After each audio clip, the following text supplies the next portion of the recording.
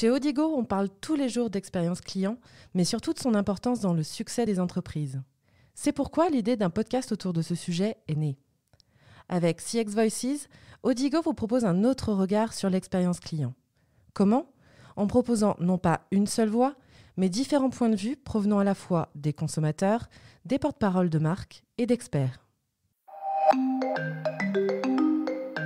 CX Voices by Odigo, le podcast qui vous offre un autre regard sur l'expérience client.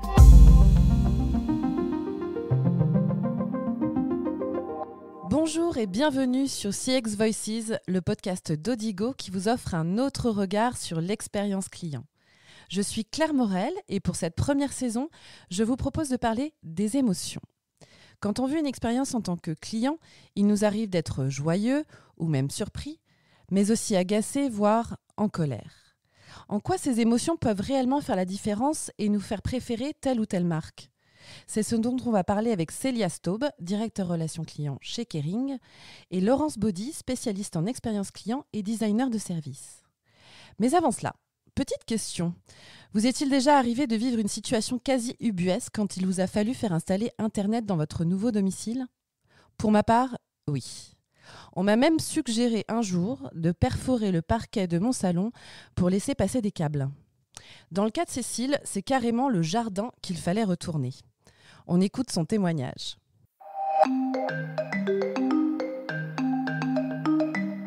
Quand on a emménagé, j'ai dû installer ma box et ça a été extrêmement complexe. J'ai fait venir plusieurs techniciens et certains m'ont même dit qu'il fallait que j'abatte un arbre, que je creuse un câble dans mon jardin.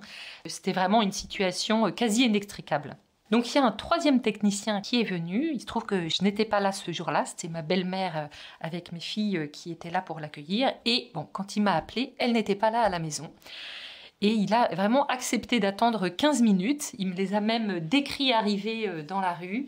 Il m'a dit en plus au passage qu'elles étaient adorables. Donc forcément, moi, mon avis sur la marque a changé. Pourquoi ? Parce qu'il avait fait preuve de patience. Il a utilisé l'humour. Il a fait des compliments sur mes filles. Forcément, ça m'a fait plaisir. Donc j'ai vraiment changé d'avis par rapport à la marque et je ne voulais plus résilier alors que j'étais vraiment très énervée au départ. Finalement, je me suis rendu compte que ce qui compte, c'est pas ce que la marque dit, c'est ce qu'elle m'a fait ressentir comme émotion. Malgré cette expérience fastidieuse, Cécile a retrouvé le sourire grâce à l'intervention d'un technicien patient et sympathique. Comme quoi, il suffit parfois d'un simple geste ou d'un petit mot pour créer une émotion positive chez le client. Bonjour Laurence Baudy, vous êtes spécialiste en expérience client et designer de service et fondatrice de X+M, agence d'innovation par l'expérience client. À ce titre, vous aidez les entreprises à innover par l'expérience client et la conception de services centrés sur l'humain. On vient de l'entendre dans le témoignage de Cécile, ce n'est pas la résolution du problème qui lui a procuré une émotion positive, mais bien le petit supplément d'âme du technicien qui est intervenu chez elle. En quoi justement fait-on la différence entre une expérience satisfaisante, car correctement exécutée, et une expérience riche en émotions positives ? Bonjour Claire, et merci de m'accueillir. Alors pour commencer, une expérience client satisfaisante, pas enchantante donc, et la plupart du temps une expérience banale, c'est-à-dire une expérience qui se caractérise par sa dimension essentiellement fonctionnelle et sa capacité à livrer la qualité de service sur des critères internes qui sont en général des critères de production comme la rapidité, la simplicité, le délai de traitement d'une demande, du délai de livraison, traitement des réclamations, etc., en lien le plus souvent avec des engagements de service de la marque. La différence avec une expérience mémorable, elle tient au fait qu'on va vouloir dépasser la promesse de marque. En fait, on va vouloir surdélivrer et faire vivre de l'inattendu sur une dimension qui est très personnelle au client. Et une marque peut ne pas livrer des services parfaits, quand même offrir une dimension qui serait enchantante. Et de manière symétrique, ce n'est pas parce qu'une marque va livrer une expérience excellente que le client va s'en souvenir et qu'il va la recommander. Ça signifie que l'expérience se conçoit essentiellement du point de vue du client et de ses attentes émotionnelles et non pas du point de vue de l'entreprise et de ses contraintes de productivité. Et de la même manière, elle va s'évaluer aussi du point de vue du client et de la situation dans laquelle le service sera utilisé. Célia Staub, bonjour. Vous êtes directeur relations clients chez Kering. Avez-vous en tête, à l'image du témoignage de Cécile que l'on a écouté, une expérience en tant que cliente qui a provoqué chez vous des émotions fortes ? Bonjour Claire, merci de m'accueillir. Oui, alors j'en ai une qui me revient systématiquement en tête et c'est quelque chose qui m'a liée à la marque. Il y a 13 ans de cela, je mettais au monde mon fils et mon mari m'a offert une très belle montre à l'initiale de son prénom, Hippolyte, donc avec un H. Et 2 ans après, je la porte pour un simple changement de pile. Puis là, on me donne un petit carton pour que je vienne la récupérer. J'ai été accueillie comme si j'achetais pour la première fois cette montre. Je l'ai redécouverte. Ils ont été chercher mes émotions. Ils ont refait en fait ce cérémonial de remise pour redécouvrir ce cadeau qui m'avait été fait. Et je suis sortie de là émerveillée parce que c'était juste une réparation, une simple réparation, mais qui a pris toute la magie. Et depuis, c'est pour moi le luxe ultime. Célia, quels sont selon vous les ingrédients justement pour créer de belles émotions dans l'expérience client, au-delà d'une simple relation transactionnelle comme c'est souvent le cas quand on est en contact avec une marque ? Tout le monde, je pense, est sujet à des émotions. Mais il faut aller les chercher. Il faut être en symétrie avec la personne. Et donc être en symétrie, ça veut juste dire être ouvert, être à l'écoute, être dans l'empathie, avoir une somme d'éléments, de signaux qu'on va aller capter pour rentrer en fait sur le chemin de la personnalisation avec le client qu'on a en face de soi, avec le client qu'on entend, qu'on écoute, au-delà du process, au-delà des éléments mécaniques qu'on va devoir effectuer parce qu'effectivement on est dans un cycle propre à la marque, mais c'est vraiment faire preuve de générosité, faire preuve d'authenticité, se laisser aller quelque part et ne pas être dans un carcan processé. Alors Laurence, existe-t-il des situations en matière d'expérience client qui sont plus susceptibles finalement de créer des émotions ? Tout à fait, il existe des situations qui sont plus propices à la création d'émotions à partir du moment où on considère qu'un service, livrer un service, c'est différent de faire vivre une expérience. Et en général, les entreprises, elles conçoivent les services sans prendre en compte la situation dans laquelle ils vont être utilisés par les clients. Il existe un écart qui est très souvent énorme entre ce que l'on conçoit, c'est-à-dire le service, et ce que les clients vont vivre, c'est-à-dire l'expérience.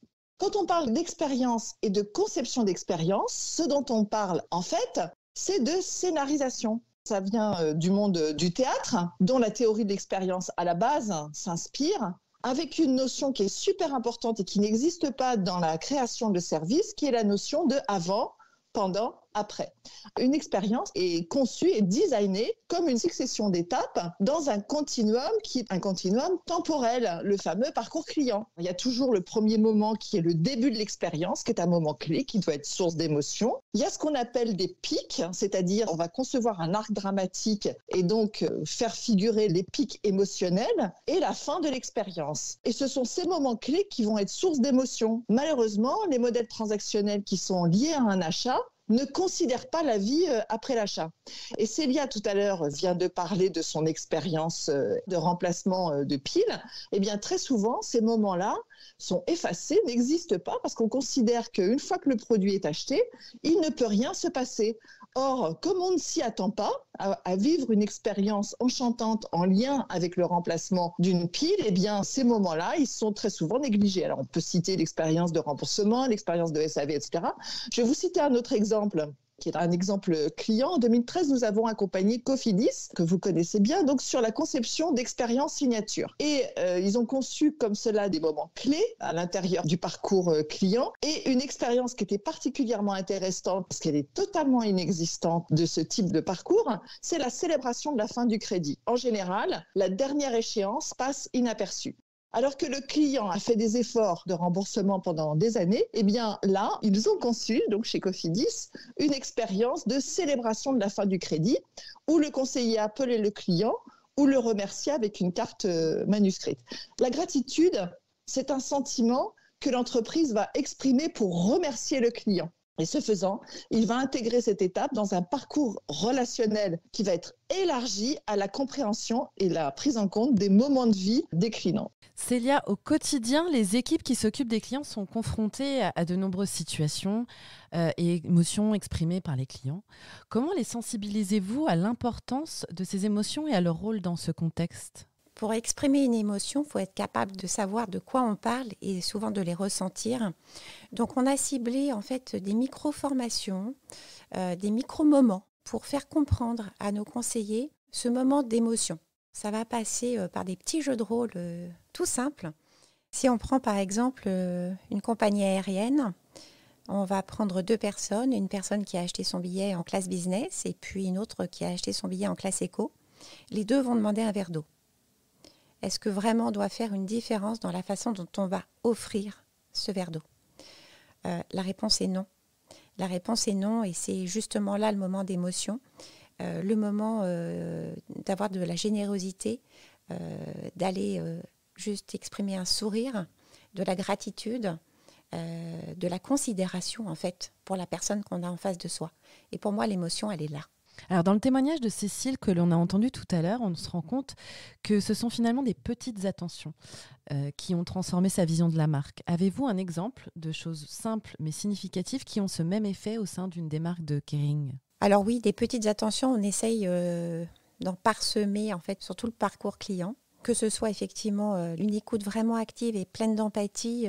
Si on entend un chien aboyer par exemple avec une cliente au téléphone, on va lui demander si c'est son chien pour aller effectivement sur son terrain à elle émotionnel et personnel.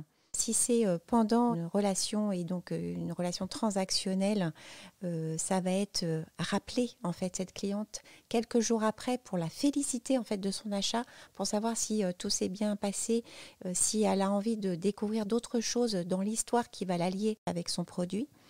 Et sur les clients, sur l'après-vente en fait, sur tout ce qui va se passer derrière et sur des moments qui sont irritants comme le processus de réparation. Là, on va aller sur un terrain encore plus personnel puisqu'on va accompagner en fait à l'écrit avec des touches d'attention pour remercier le client de continuer à nous faire confiance. Laurence, quel conseil donneriez-vous aux marques qui veulent donner davantage d'émotion à leurs clients ? Première recommandation que je ferais, c'est de mettre l'humain, l'individu, donc au cœur de la conception des expériences. Et pour concevoir des expériences, il faut partir du client et du collaborateur et non pas des contraintes organisationnelles ou des objectifs d'efficacité opérationnelle. Les gens ne sont pas des robots et comme disait tout à l'heure Célia, ils perçoivent et jugent en fonction de la manière dont ils vivent les interactions avec la marque et pas en fonction de ce que vous croyez être bon pour eux. Merci à toutes les deux. Célia Stop, je rappelle que vous êtes directeur relations clients chez Kering. Laurence Baudy, vous êtes fondatrice de X+M, agence d'innovation par l'expérience client. Vous avez d'ailleurs écrit plusieurs ouvrages, dont l'expérience client en pratique aux éditions Erol. Ce que je retiens, c'est que l'on peut connaître des bugs dans ces process et ne pas offrir une expérience parfaite en tout point. En revanche, c'est le supplément d'âme, le petit geste, le mot doux, encore l'attention, qui vous permettra de faire toute la différence auprès de vos clients. Merci de nous avoir écoutés. On se retrouve prochainement pour un autre épisode de CX Voices pour continuer à parler d'émotion et d'expérience client.